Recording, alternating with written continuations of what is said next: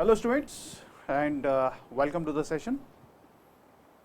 आज हम लोग फंक्शन को ही कंटिन्यू करेंगे जो पिछले हमने एक वीडियोस में आपका फंक्शन का मैंने कॉन्सेप्ट बताया था कि क्या होता है फंक्शन और इन्वर्टिबल फंक्शन रादर क्या होता है। उसको हमने थोड़ा डिटेल में डिस्कस किया था कि कब एक फंक्शन इन्वर्टिबल कहलाता है, ये हमने कहा था।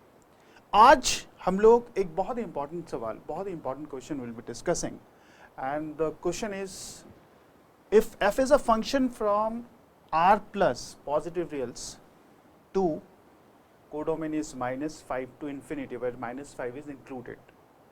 A function is given by fx is equal to this, right? और हमें प्रूफ करना है कि f जो है वो इन्वर्टिबल है with f inverse y is equal to this। मतलब हम इन्वर्टिबल निकालने के बाद हम कहेंगे भाई इन्वर्स तो हमने निकाल लिया बट इन्वर्टिबल तो हमने प्रूफ कर दिया, बट इन्वर्स कैसे कौन क्या है वो हमें निकालना है, ठीक है? तो हमें प्रूव करना है बेसिकली। नाउ मेरे बच्चों, जैसे मैंने आपको कहा था कि एक फंक्शन, ये चेन को फिर से दोबारा एक बार हम रिपीट करते हैं, एक फंक्शन इन्वर्टिबल होता है तो दो केसेस मैंने आपको कहा था, राइट? इफ यू रिमेंबर, एक तो आपके पास होता है कि ये हमेशा 1-1 होता है और एक होता है ऑन टू, राइट? एक होता है 1-1, एक होता है ऑन टू। अगर हम दोनों की बात करें, मिला दें दोनों को, तो हम इसे बाइजेक्टिव कहते हैं। क्या कहते हैं? We call this as bijective, right? इसको हम बाइजेक्टिव कहते हैं, ठीक है? तो इस सवाल को, क्योंकि ये बहुत एक इंपॉर्टेंट क्वेश्चन है और कंफर्म केस है कि ऐसे क्वेश्चंस आपके स्कूल एग्जाम्स में, बोर्ड एग्जाम्स में आते हैं, तो हम इसको थोड़ा डिस्कस करते हैं, इसलिए मैंने ये सवाल लिया। सबसे पहले मैंने आपको ये कहा था कि भाई 1-1 अगर प्रूफ करना है, अगर आपको 1-1 प्रूफ करना है तो एक चीज़ ये होता है बेटा कि fx1 जो होता है वो fx2 के बराबर होता है। इसका मतलब होता है कि जो x1 है वो x2 के इक्वल e है। नाउ मतलब different elements of a domain have different images in codomain, इसका मतलब ये होता है।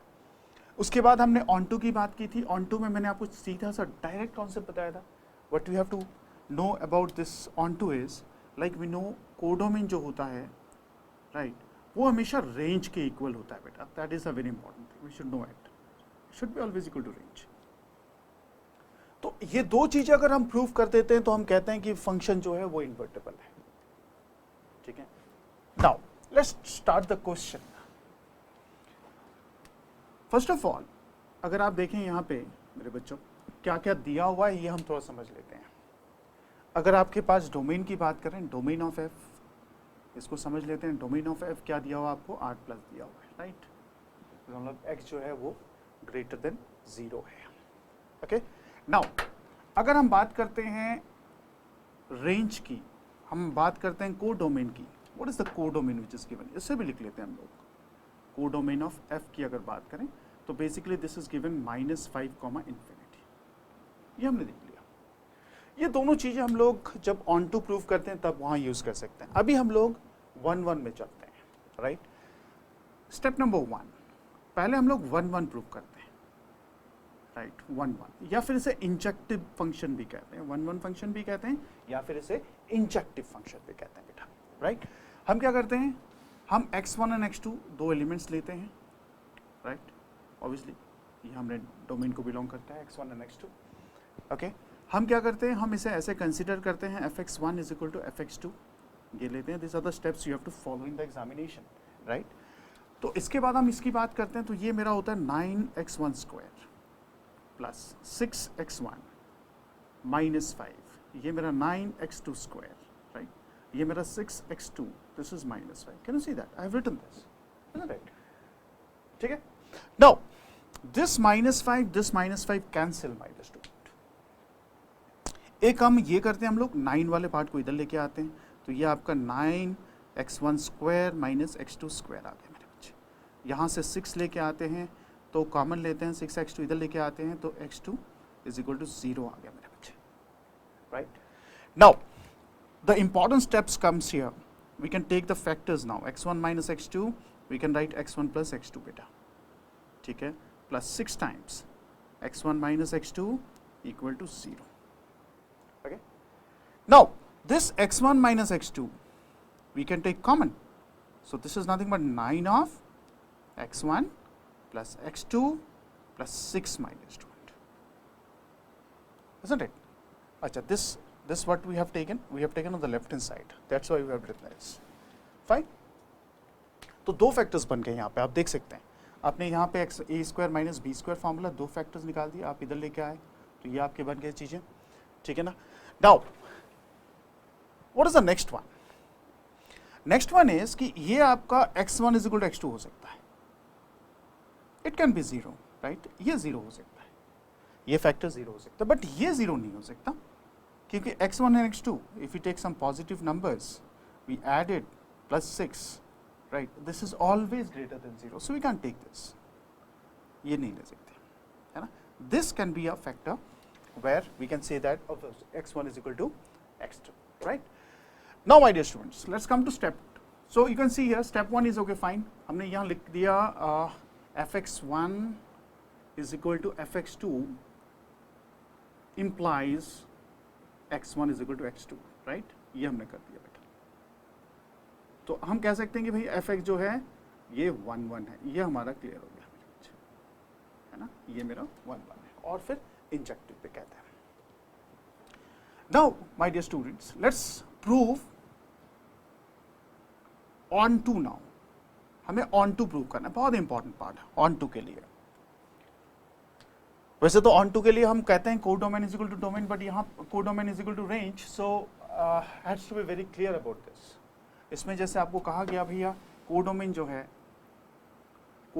है, ठीक है, वो -5 इंफिनिटी, या फिर हम इसे ऐसे भी कह सकते हैं कि भाई ये जो है कोडोमेन y जो है वो ग्रेटर देन इक्वल टू -5, इसे ऐसे भी लिख सकते हैं. तो कहीं ना कहीं जाके हमें जो रेंज निकालना है वो इन दोनों को इक्वल करना है, तभी जाके हम इन्वर्टेबल कह सकते हैं. बिकॉज f 1 होगा, ऑन 2 होगा, तभी वो इन्वर्टेबल होगा, राइट.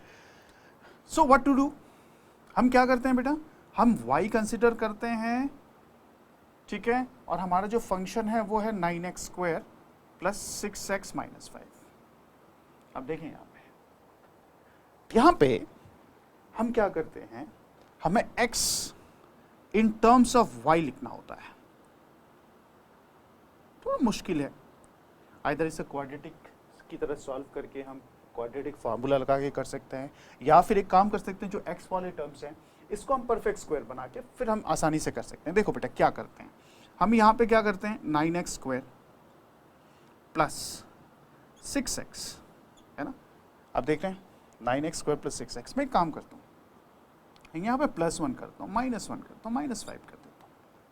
तो ये चीज क्या बन जाती है मेरे बच्चे, y is equal to 3x plus 1 whole square minus 6. This is how we can write it. Fine. Now, इसके बाद क्योंकि हमें x in terms of y निकालना है, ये आपका मेन फोटे है, इसको आपको देखना है. इस पर्टिकुलर क्वेश्चन का यूएसपी इज दिस. सो हम क्या करते हैं, हम इसे कुछ ऐसे लिखते हैं 3x plus 1 whole square is equal to -6 को इधर लेके आते हैं, तो ये y plus 6. Fine. Now we can write it as 3x plus 1 plus minus under root of y plus 6 minus 1. We can write in this way. Fine. इसके बाद हम बात करते हैं 3x plus 1. ठीक है, 1 प्लस y plus 6 हो जाएगा और 1 हो जाएगा 3x plus 1 minus of y plus 6. Can you see that? ऐसे लिखते हैं हम लोग, है ना, इस तरह से लिखते हैं बेटा. तो ये 3x is equal to -1 plus root y plus 6 लेते हैं. x is equal to -1 plus root y plus 6 divided by 3 बेटा. एक तो ये आ गया आपके पास, है ना. ये एक इंपॉर्टेंट पार्ट है. फाइन. तो कोडोमेन तो हमें पता ही है, so that is a very important thing we have to take. एक तो आपका ये पार्ट हो गया जहां पे आपने प्लस लिया था, एक ये पार्ट होगा जो आपका माइनस होगा. तो लेट्स माइनस वाला पार्ट. तो माइनस वाले पार्ट में क्या है कि आप इसको ऐसे लिख लेते हैं, चलो 3x right is equal to -1 minus y plus 6 मेरे बच्चे. This are the steps you have to follow. ठीक है, आप यहाँ पे क्या करते हैं, x is equal to -1 minus y plus 6/3, तो ऑब्वियसली ये पॉसिबल नहीं है, क्योंकि आप देख सकते हैं, क्या देख सकते हैं, x can not be negative, right. So इसको हम अवॉइड करते हैं, x can not be negative, isn't it. बचा हमारे पास ये, ठीक है। So what we have, we can write x is greater than equal to 0। हमें y की क्या निकालनी है, basically we have to find the range. Range निकाले हम क्या करेंगे, हमें ये देखना है, तो x is greater than equal to 0, fine. इसका मतलब ये हुआ कि आप इसको ऐसे लिख सकते हैं, -1 plus root y plus 6 divided by 3 greater than equal to 0, ये लिख सकते हैं बेटा। तो यहां पे आप दो चीजें हो सकती हैं, एक तो आप अंदर की बात करते हैं y प्लस 6 ग्रेटर देन 0 हमेशा होना चाहिए, है ना, ये ग्रेटर देन इक्वल टू 0, तभी जाके ये डिफाइंड हो सकता है। इसका मतलब आप कहना चाहते हो कि y is greater than equal to -6 होना चाहिए, राइट। एक तो चलो ये है हमारे पास, है ना, y is greater than equal to -6 होना चाहिए। तो यहाँ पे हम एक बार तो कोडोमेन को देख ही लेते हैं। कोडोमेन में क्या है, -5 से इन्फिनिटी तक है, -5 से इन्फिनिटी, तो ये -6 भी आगे इन्वॉल्व हो गया यहाँ पे, तो इसमें थोड़ा सा कॉन्ट्रोडिक्शन है। तो हम एक काम करते हैं, हम इसको ऐसे लिख लेते हैं, उसके बाद हम इसे इस तरह से लिख लेते हैं, y प्लस 6 बेटा, राइट। 3 को हम क्रॉस मल्टीप्लाई कर सकते हैं क्योंकि ये पॉजिटिव है, तो इसलिए ऐसे लिख लेते हैं हम लोग, ठीक है।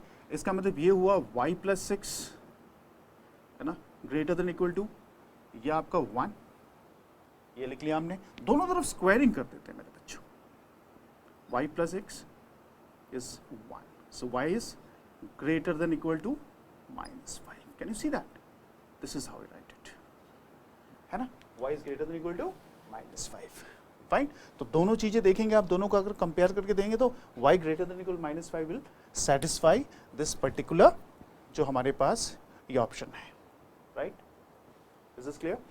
नाउ यहां पे हम लोग y greater than equal to -5 की बात करते हैं। कहने का मतलब क्या है कि y क्या होगा फिर, y बिलोंग्स टू व्हाट, -5 से लेके इन्फिनिटी तक, ठीक है। तो ये जो y है, जो एक्चुअल आपने निकाला है यहाँ पे वैल्यू, इसका मतलब ये यहाँ पे रेंज बन गया। तो we are talking about those values of y for which the x is defined, right. तो इसका मतलब ये हुआ कि जो आपका कोडोमेन था, जो आपका कोडोमेन था मेरे बच्चे, वो रेंज के इक्वल हो गया। Can you see that? Hence we can say that fx is onto, ठीक है। तो onto हमने प्रूव कर दिया, 1 भी हमने प्रूव कर दिया। इसका मतलब स्टेप नंबर 3 पे डायरेक्टली आप इन्वर्स की अगर बात करें तो आप इसको ऐसे लिख सकते हैं, x is equal to -1 plus root y plus 6 divided by 3। तो ये ऑब्वियसली ये आपका f इनवर्स y है, कोई इशू नहीं है। We can write it as -1 plus y plus 6 divided by 3, right. तो अब यहाँ पे देख सकते हैं how I have done this particular calculation.